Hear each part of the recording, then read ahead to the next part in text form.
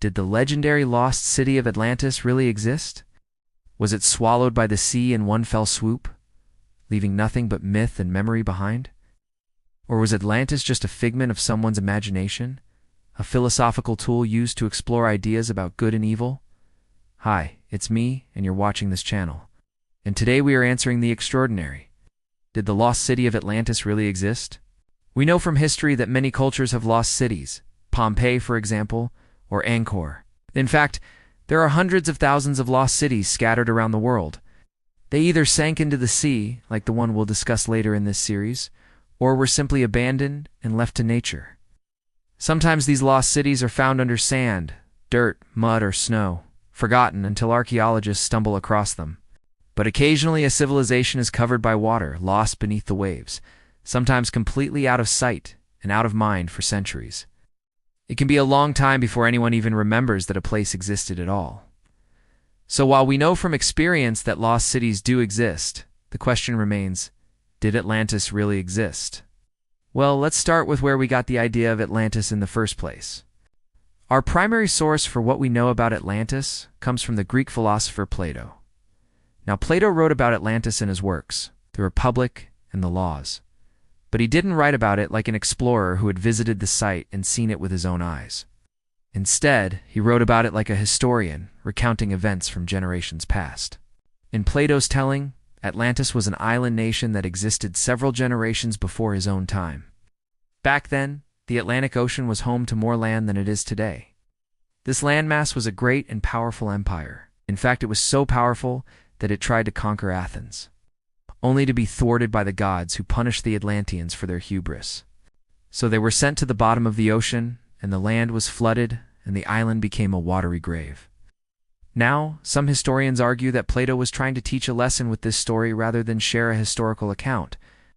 He wanted to use Atlantis as a teaching tool to help people understand his philosophies about government and virtue. If that's true, then the lost city of Atlantis may not have ever existed. It would have been a complete fabrication on Plato's part, a way to illustrate his philosophical concepts. That said, if Plato made up the entire Atlantis story, he wasn't the first person to come up with the idea of a sunken civilization. There are earlier accounts of a great flood that destroyed a civilization that could have inspired Plato's story.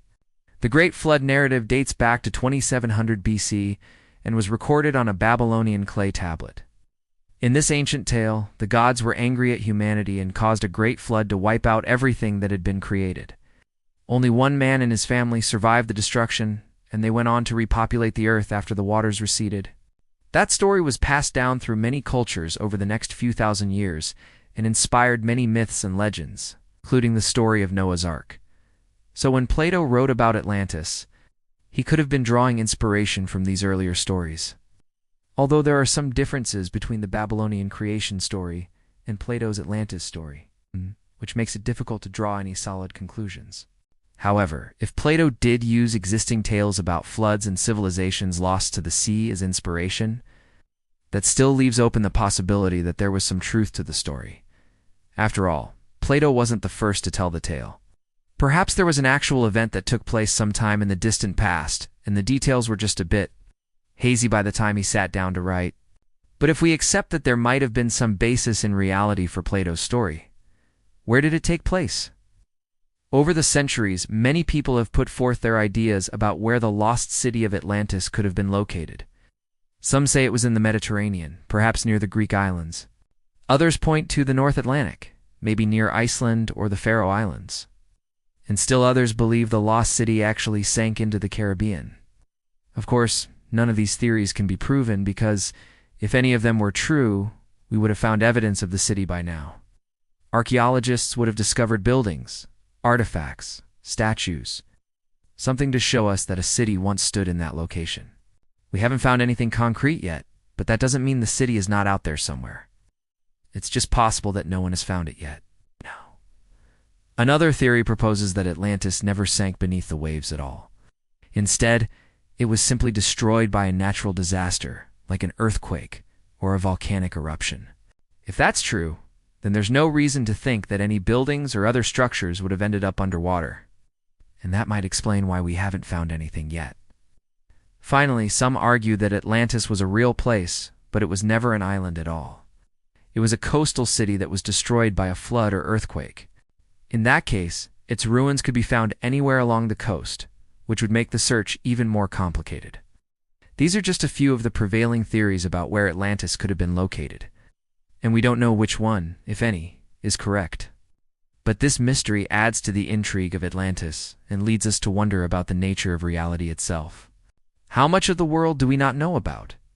How much of our history has been lost forever? And how much of the past is shrouded in myth and legend? Perhaps we will never know exactly what happened to Atlantis. Maybe it was swallowed by the sea, or maybe it was lost to time. But one thing is certain. The story of Atlantis has captured the human imagination for centuries. It's a tale that has inspired artists, writers, philosophers, and dreamers. And it's a story that will continue to fascinate us for years to come. For now, we may never know if Atlantis really existed. But that doesn't stop us from wondering. Maybe that's the real magic of Atlantis. It's a place that's lost to time, but it's a place that we can still find in our imaginations. Thanks for watching. You believe that Atlantis really existed? Let us know in the comments below. And don't forget to subscribe so you can join us next time as we continue our series on lost cities of the world.